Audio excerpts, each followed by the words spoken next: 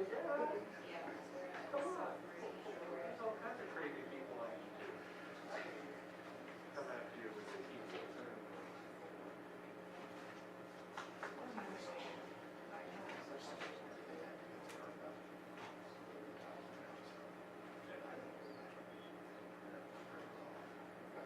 So you're strictly civilian, not swearing in.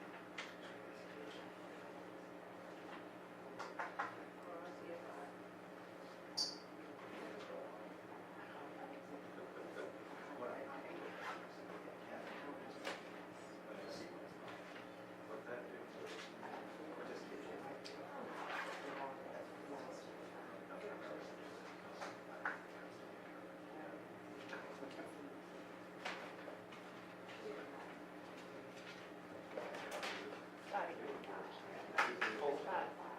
They're not talking about any kind of thing. No. I haven't been told anything. I mean, kind of, you know how that works. So the answer is yes. No, Mary Sturzman, actually, she called me. Since we're streaming it, I think they're just going to roll on it and take a bite.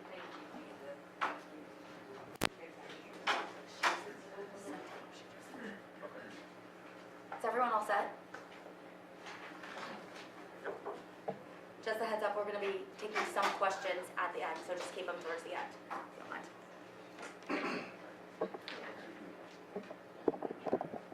Yeah. Make sure I'm on Facebook too. Testing, testing, 1, 2.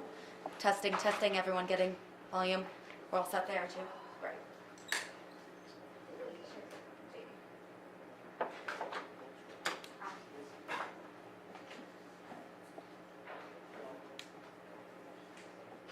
Alexa, we're good? Ready?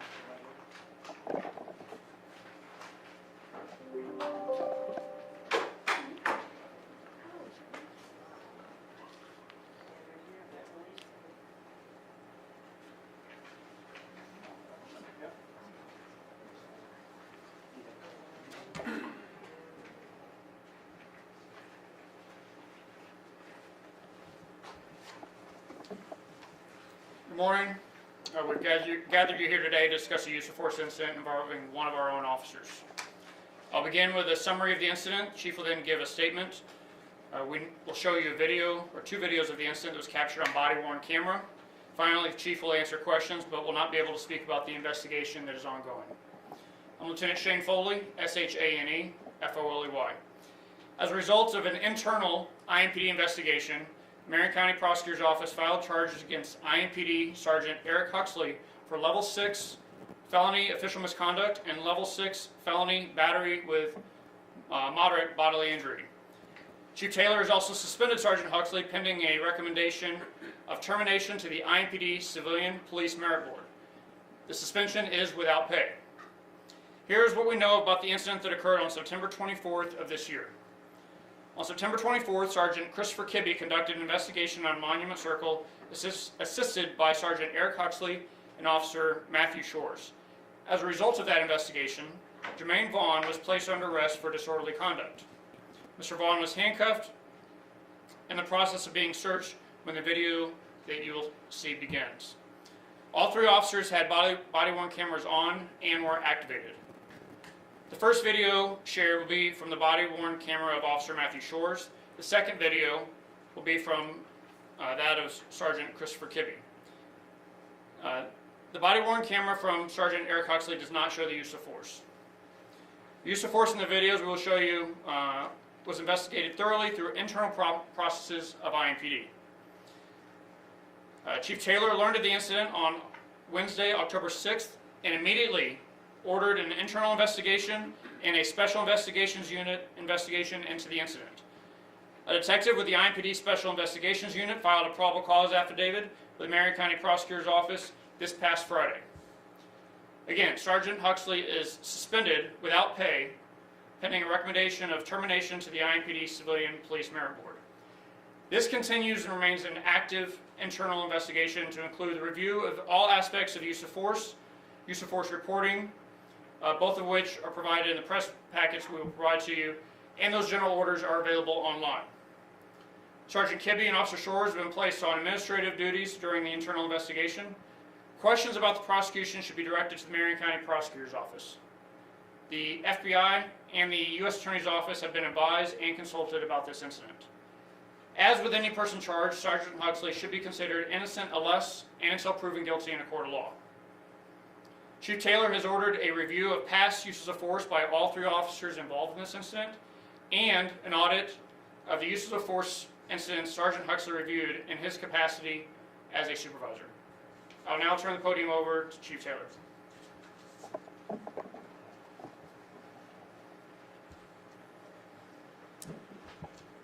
So honestly, I'm here with a bit of heavy heart. This video that you are going to observe is probably going to make you upset, as it did me. My message first is to the men and women of the IMPD that day in and day out do a spectacular job of protecting this community and treating people with the respect that they deserve. It's interesting. This month marks my 34th year in law enforcement. And although I'm not a stranger to officers behaving badly, I think the fact that you will see this on body cam is really going to bring it home in person.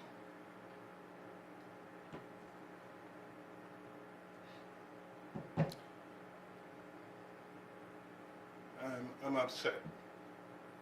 It hurts me to see any of our officers treat someone the way that you're going to see here shortly. No excuse for it. I promised this community and I promised our officers that I would be transparent. That's in good times and bad times. This is a bad time.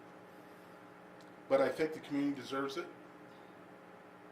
Hopefully they'll understand that not only myself but my team acted swiftly. We were prompt in our decisions to remove police powers from these individuals that were involved and to launch these investigations, including the criminal investigation.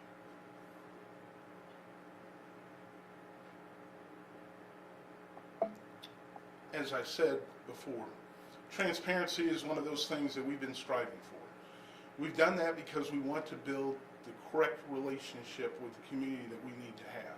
And I think our officers have done a spectacular job of that, and hopefully that will continue. But I understand after watching this video there's going to be some people who are upset, and we'll hope to mend those fences where we can. My apology not only goes out to the men and women of IMPD that do it right, but every other law enforcement officer in this state and in this country. Because I know these videos, when they're seen, there's going to be people that are going to say, that's what they're all like. Well, let me tell you, that's not what they're all like. We'll get through this. There's still an IA investigation going on. I don't know where that'll lead. If additional violations be found with the other people involved. But it's my commitment to this department and to this city that when these things come to my attention, I'm not going to allow that to exist on this department. So with that, we will show you the video. I will tell you beforehand, I will warn you, it may be difficult to watch. But please use discretion in viewing is advised, especially with younger children. Thank you.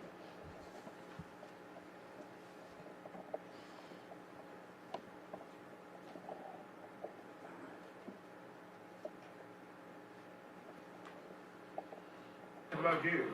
No, nobody cares what you do. Nobody cares what you do either. You understand that? Yeah, I'm not doing out here complaining. No, that's the thing. Nobody cares what you do anymore. I know, nobody's out here Nobody complaining. cares what you do anymore. You understand that? Lean back. Nobody cares what you do anymore. Lean back. How the fuck am I gonna lean back with the fucking you holding the quill? Look. You're not gonna do this, right?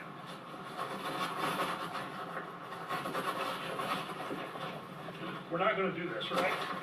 Stop! You're done. You're done. You're done. Are we done now? Yeah. You're done. I can't. Roll over. I can't. You're done. There you go. You're done. There you go. There you go. Police brutality. Wait a minute. There you go. Police brutality.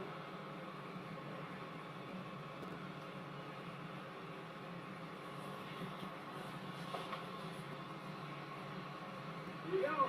This is it. Well,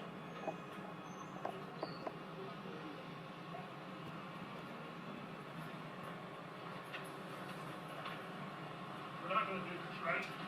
we're Stop. done. You're done. You're done. You're done. Are we done now? Roll over.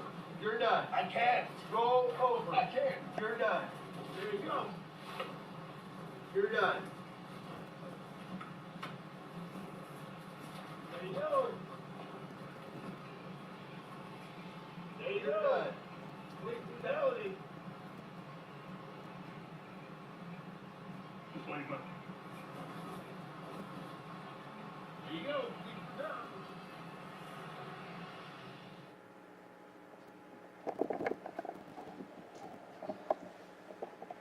Open floor to questions.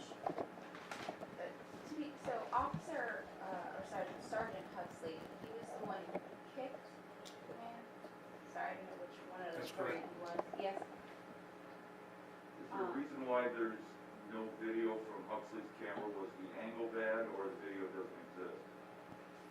No, the video exists, it just doesn't show because of the angle of the camera.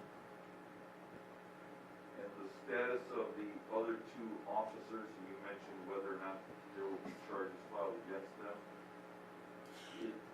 Did they come forward with statements before SIU began investigating, or it took SIU to go to them to get statements? So we learned about this through an internal process. So whenever officers use any type of force against a subject, they're required to do what's called a blue team. In that blue team, they have to explain what force was used and why. A separate supervisor reviews those blue teams, and when there is body camera footage that goes along with that, that will always also be reviewed. That's how we came to know about this. When that sergeant reviewed that body camera video, he of course notified his immediate supervisor, then notified Commander Burton, who notified Deputy Chief Barker, and that's when we got wind of it. And then So we, is the problem with the other two officers that their version of this is not brought up until after the blue team review, or they initiated the blue team review? But they're required to do the blue team paperwork and as part of our procedure. So they have to do that, and then that other supervisor is required to review that paperwork. So, And yes, that sir. blue team paperwork is required in any use of force or what? Yes, sir. Was it Officer Huxley that you see with the glasses kneeling on them? And he was on discussion there? I believe that's Sergeant Kiddo, our shores. Is that normal to cross legs like that? Is that a tactic? Is that? I don't- understand that 'cause he's already on the ground. Yeah, it's a control. You're trying to control somebody. It's not unheard of. Obviously, our concern was more with the foot stomp, right? But the other tactic is not something that's not foreign to us. what can you tell us about how the officers first encountered Mr. Vaughn? What drew Mr. Vaughn to their attention? There was, I guess, a report of disorderly conduct on his behalf. I think that's what initially drew it. This is down at the monument. The specifics of that, I'm not sure, but at some point they're talking to him and believe that it was necessary to effect an arrest and progress from there. So I want to ask, because when people see this, they're going to see the black man, and I believe all three officers are white. Yeah. Okay. I mean, what's your response to how that looks, you know, with everything that we've had going on the last year and a half, to just the racial divide. You know, when I'm out in the community, when I'm on police shootings, on scenes, I mean, the first thing is these officers don't understand us. They talk down to us as a black community. They don't want to get to know us. I mean, that is the automatic response. Sometimes justified, sometimes not. But that's what people, I think, are going to feel. So I feel when I watch it. I mean, what's your response? Well, and I response to that? can't change how people feel about things. You know, as far as I know, there were no racial epithets or anything like that that were said during that. I would be disgusted at that if it was black officers with a black subject or with a white subject, or any way you cut it. I would have an issue with that. But I understand what people will think. There's still an investigation going on. I don't know if that gets found out during the investigation. All I can speak on is I have at least one of my officers that made a very poor choice and did something outrageous, and I'm going to recommend that he's terminated for that. When would you expect this case to go to the use of force review board? Probably not till after the criminal charge has been satisfied. You said there'd be a review of all uses of force involving Sergeant Huxley. Do we know that there have been past uses of force, or is that part of what we're looking at? That's what we'll look at it. You know, we want to make sure that there isn't anything that for whatever reason we missed. So that we'll audit that, as well as the other two officers involved, to make sure that we've got a good idea of what we've got. Hopefully just this isolated incident. And Chief, did you say Sergeant Huxley had also himself reviewed other cases of uses of force? He more than likely would have as a supervisor, so those will be reviewed as well. And Did the the other two, investigators get a chance to talk to Mr. Vaughn? Yes, they have spoken to him. Chief, is it accurate to say loud music was involved in the disorderly conduct that Mr. Vaughn was approached about? I don't know that. and the other two officers, to be clear, they are also being investigated as well? Yes, ma'am. But they haven't been charged with anything yet. They have not been charged with any criminal activity. Okay. The internal affairs investigation will continue on for as long as it takes to make sure that we've got all the facts. Are they being investigated just because they were also involved, or because you think that there's possibly some wrongdoing? Well, it's all part of the same incident. So is the criminal investigation still ongoing with respect to them, or just the IA investigation? To the other two, just the internal affairs. The prosecutor's office decided that they would file charges against Sergeant Huxley, only they did not file criminal charges against the other two at this point. And there's no chance that that could happen against them? I wouldn't expect that to happen. So I know you said obviously this isn't representative of all officers, but I'm curious if this has triggered any kind of extra training, overall conversations. I mean, I imagine with the last 2 years, stressful and hard to be an officer in general. And I'd also imagine on the other side of the community of trying to have trust and faith in officers. So I'm curious if there's any extra training or anything that's being done behind the scenes with everybody else. Sure. So whenever we have an incident of this magnitude, it doesn't even have to be this level. We take advantage of our opportunities to review those incidents and see if there's additional training that we can implement, or does this fall into some other training that we already are doing that could be tweaked. I'm happy to say that my staff behind me is very vocal, and Assistant Chief Bailey, who couldn't be here today, are all very vocal about the things that we want to do to make sure the department is the best that it can be. But that typically, really on a daily basis, includes reviewing things that are brought to our attention to see how we can make it better and make the community feel better about its police department. Can you say what happened after this, if Mr. Vaughn was taken to jail, did he receive medical treatment? He was taken to jail. There was no medical treatment that was deemed necessary at that time. But yes, he did go to jail. How long has Sergeant Huxley been with the department? It's been a number of years. I'm not sure exactly right offhand how many. I might have that. We have all that for you. We'll get that to you. 14 years. So is it incredibly discouraging for you, being he's a veteran of this police force, to see that kind of discipline? Yeah, well, like I said, any officer that would do that, I don't care if they've only been on a year or two or a number of years, they could be, I would be disappointed if someone with my number of years had did something like this. It's totally uncalled for.